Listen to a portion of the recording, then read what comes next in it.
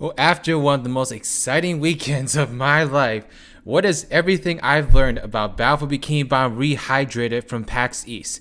Let's discuss right now. I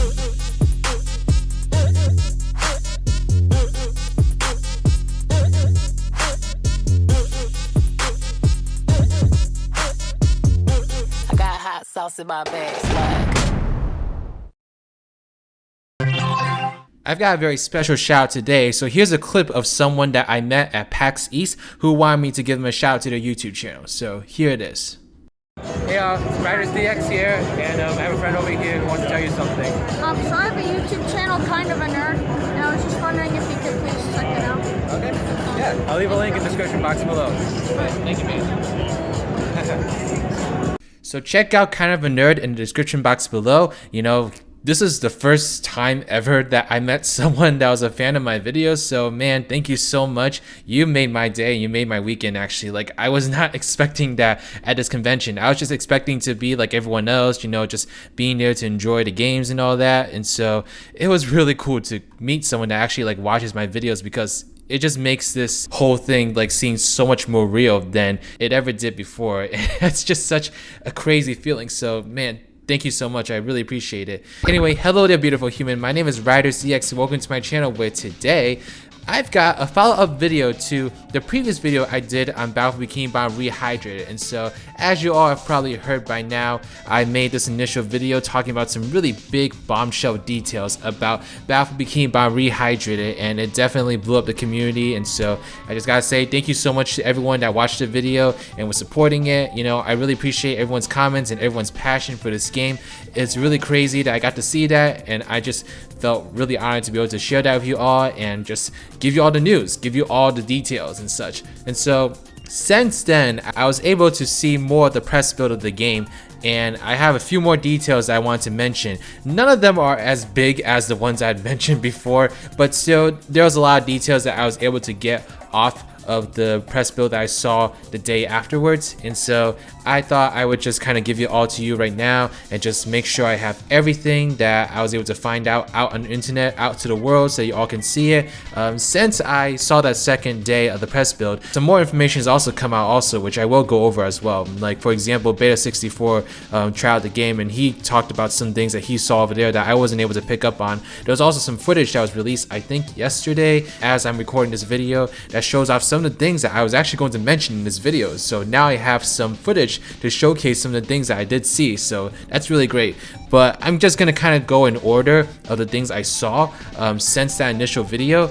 Before I go into the new stuff, I'm just gonna briefly recap the things I talked about in the first video. And so of course the major thing that I got from the first video was the Horde mode. The Horde mode was the biggest detail I was able to go over. I was able to see a level that involved Robot Squidward, and I also saw 6 confirmed playable characters: Spongebob, Patrick, Sandy, Mr. Krabs, Squidward, and Plankton. And there was a few little details here and there I was able to mention too in that video, but I won't go into that too much of that over here. If you want to check out the video where I talk about the initial things I saw, then please check out the link in the top right corner.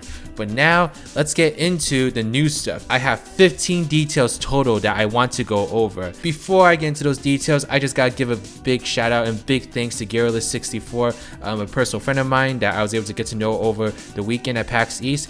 He had an appointment to play this game, and he graciously allowed me to observe his appointment and see all the details myself that he was able to experience. And so if it wasn't for Garrulus64, I would not have been able to get you all these new details. So give a big shout out to him. Definitely check out his channel. He does a lot of awesome stuff. But okay, let's get into the list. So at number 1, the first thing I was able to see that I hadn't seen before was the cutscenes. And so I got to see all the introduction cutscenes to the video game. And so I did see Plankton in his lab. I did see SpongeBob and Patrick playing with the robot dolls. I did see the last cutscene where you see that your Bikini Bottom stinks words on the screen. I got to see all of that. And my personal opinion on it was that it was definitely unfinished. The animations, they didn't seem as fluid. In fact, they looked very similar to the original Battle for Bikini Bottom animation style. and so it almost looked like it was ripped directly from the original game, but of course with the brand new graphics. And so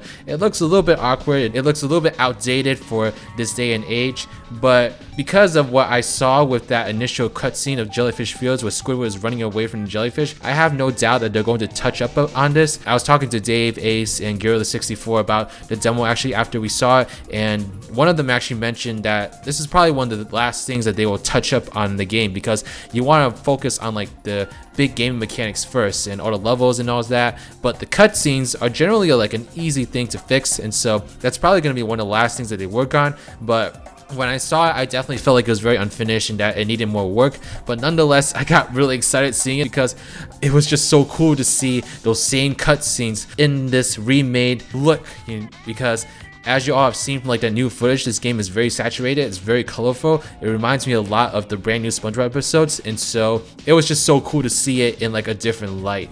But I definitely think there needs to be some more work on it, and so hopefully we'll see that in the near future. Number 2, where I was able to see, was SpongeBob's house, and so SpongeBob's house looks pretty good for the most part. The things that I felt like were pretty solid was his living room, the kitchen, the bathroom, all that initial stuff that you get to see. There was nothing too significant about it from what I gathered. It looked very much like a rehydrated version of his house. The colors were a little bit more saturated. One of the things I initially noticed was that when I was talking to Gary with SpongeBob in the initial dialogue scene, Gary had some really cool like facial animations with the dialogue, and that's also something that you see within the footage that was released yesterday. When the characters are talking to each other, you see that they have some more facial expressions which look pretty solid and pretty much finished for the most part, and so I'm guessing this is one of the first things they worked on, because I was thoroughly impressed with how Gary was emoting. I thought it was really cool because in the original game Gary didn't emote at all, and it's just really cool to see the characters like emoting a little bit more in this version compared to the original game. I will say though, I did see SpongeBob's library as well, and that section is really unfinished. The floor texture is just like a solid green color, and so it definitely looked unfinished. That definitely is going to get replaced. It was also pretty bright and really clashed with the bookcases in the walls. Another thing that I noticed was that when you click on the switches, the game fades to black and then it fades into a cutscene, and so that needs to be a little bit more fluid. I think that's unfinished as well, and so SpongeBob's house was pretty much good for the most part, but the only thing that I say was unfinished was that part, which was the library. At number 3, when you go into the hub world, one of the first things I noticed was that the tikis were colored brown now instead of the red color that we saw initially and in the GamesCom demo, and that footage that was released yesterday also shows that those tikis are brown as well, and so that's pretty interesting. I'm wondering why they went back to the initial color scheme. I don't really have a problem either way. I thought the tikis look great with the red color scheme, but I also do like the brown color scheme as well. It's still a little bit different from the original game. The brown is a little bit of a light brown, but nonetheless it does match the original game a little bit more. So maybe they took some comments from people saying that they missed the original tiki design and tried to incorporate that a little bit more. So that's what I'm thinking.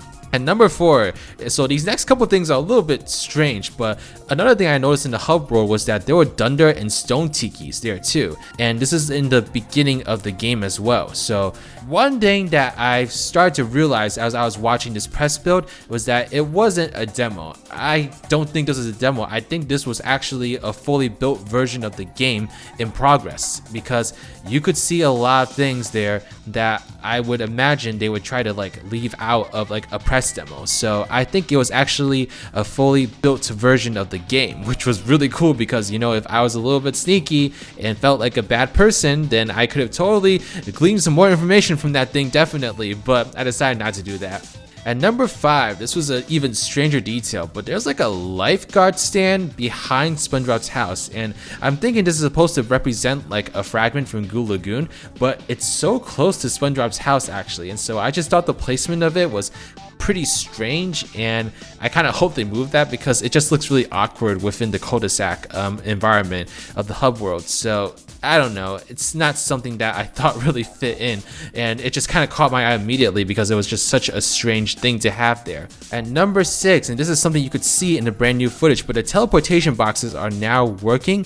When you get near the box, you can see that it opens up, so that feature seems to be working for the most part. I didn't actually get to see Gearless test it out during the press build, but I'm assuming it's working if it's opening up like that. At number 7, the hand is also working as well. Garrulus died a couple times during the playthrough, and so I did get to see the hand pick up SpongeBob and put him back in his place every time that he died, and so that looks like it's been incorporated fully as well. That is a very iconic feature of this game, so I'm glad to see it back here. At number 8, and this is something that you could see within the press build footage that was released yesterday, but the bungee jump is working too.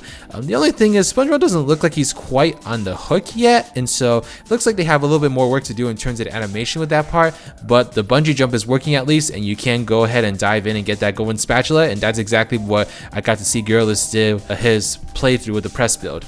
At number 9, and so this is something you all did not get to see in yesterday's footage, but I was able to see Garrulus progress from the first section to the second section where you see Mermaid Man and you get to play as Patrick. And so in this section, one of the first things I noticed was that the sliding texture, so when you go sliding down that hill after you talk to Mermaid Man, in the original game it was like a purplish color, it was just like the jellyfish cave texture, but in the rehydrated version, it has a sand texture, so a lot like those platforms that were replaced from the grass to like the sand texture in the first section of the level. The whole sliding section is a sand texture as well, which makes a little bit more sense, I guess, because SpongeBob is more likely to be able to slide on sand. Bit of a jarring change. It's something I'll definitely have to get used to, but definitely not a game breaker to me. At number 10, and so I got to see the inside of jellyfish caves actually during Garrulus's playthrough of the game, and when I got to see it, it looked pretty different from the original game. You know how in the original game it has this very dark color to it and it looks like a very vicious environment that you don't want to walk into? In this game, it's got a very beautiful purple tinge to it, and it looks like something out of Spyro the Dragon actually, and it looks gorgeous. It looks absolutely beautiful, It looks like you could place some gems in there and they would be right in place, It just has this like beautiful color purple lighting to it, and I really liked it. It made the jellyfish caves look like a lot of like fun actually compared to the original game where you're like, oh, I'm gonna die here. So I thought that was interesting. And that was about all the footage I was able to see with my viewing of Garrulus 64 playing the game. But one of the last things that we saw, and Dave actually pointed out some really cool details about this, Dave Ace, is that there is a level select map now. So you know how in the original game you had that like spatula selection screen when you pause the game? In the rehydrated version, there is a level selection map, and it's got all the different locations in the game in it, downtown Bikini Bottom, Goo Lagoon, the Flying Dutchman ship, and we also got to see some of the new locations there are there. Now, unfortunately, I was very thrown off when I first saw this. I did not get a chance to really process it, so unfortunately, I was not analyzing like all the different locations to see if there was anything brand new. However, thank you to Dave Ace for catching this when I was talking to him about what we saw, because Dave Ace got to watch Garrulus play the demo too. Dave Ace noticed that there was a picture on that map that represented a lighthouse, and I'm like, huh, interesting. Maybe there's gonna be some kind of level based around the lighthouse, so who knows? We'll have to find out. But that was a really interesting new addition that I was not expecting when I was watching this demo.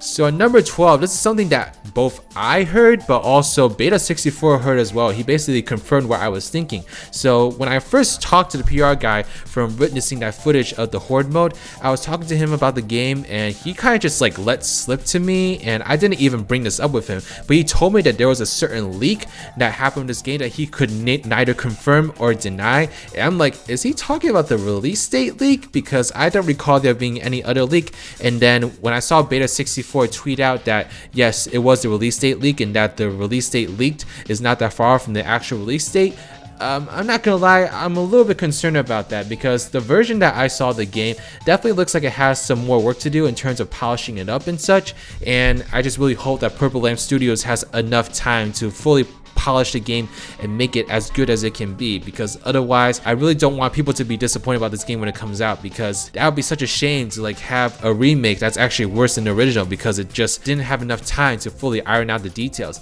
But you could also argue that like Heavy Iron Studios had like a little under a year to make this game, so hopefully Purple Lamp Studios is able to make like a better game in under a year as well, considering the fact that they're remaking it.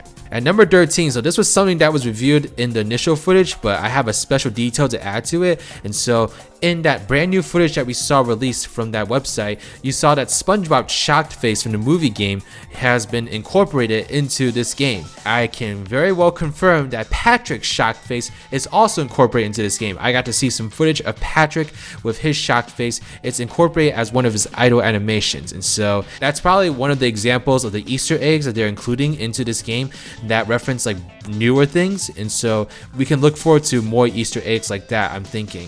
At number 14, so this is something that we had asked about, but we couldn't get a straight answer from, but I'm guessing that Beta64, he actually was able to get a straight answer about this, so maybe he was able to word the question a little bit better or make it more clear what he was actually asking. But it is confirmed by Beta64 that there is no new voice acting and that all the voice clips in the game are older. Now, when I was watching Garrulous play this game, I did get to hear Mr. Krabs talk, and he's had his old voice clips, so I'm like, okay, either they haven't added in a new voice acting yet, or they are going to use the old voice acting. And Beta64 confirmed in a tweet that they are using the old voice acting. So I hate to say it, I know that people that are fans of Clancy Brown are going to be disappointed by this news, but it looks like they are not planning to change the voice acting. And it looks like it was a Nickelodeon decision as well, which kind of like irks me because Nickelodeon just seems to be like limiting like the potential of this game, but what else is new, right?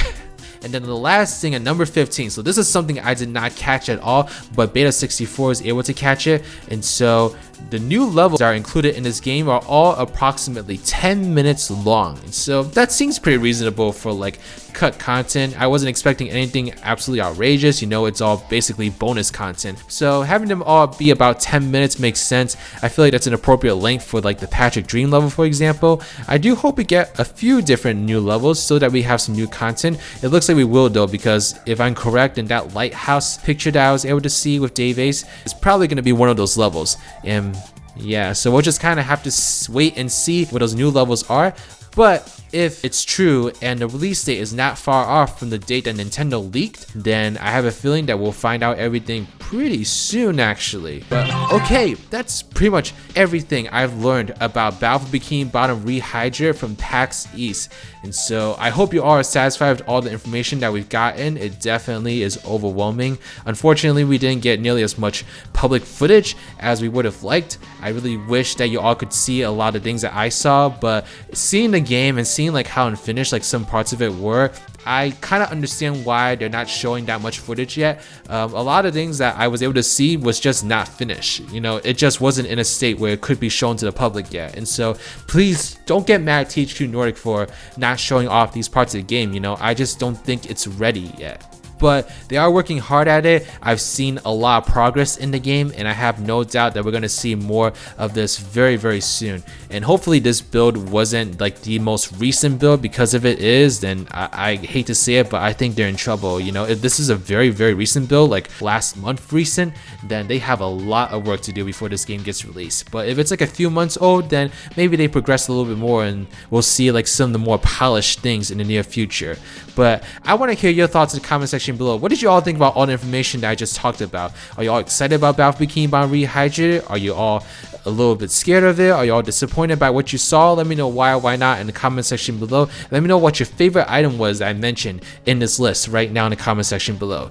But okay, that's pretty much everything. Alright, please give this video a thumbs up if you like it, subscribe to my channel if you like videos like these, want to see more in the future, follow me on Twitter or Twitch, and join my Discord server, the Spongy Garden. Shout out to Reese Gaming, Team Robert Sonic Gamer, Glitched Outfit, and Desiree Webb. These are my patrons / YouTube members. If you'd like to become a patron or YouTube member, get access to a whole bunch of different perks, then please check out the links in the description box below. But alright, this is Riders, riding out.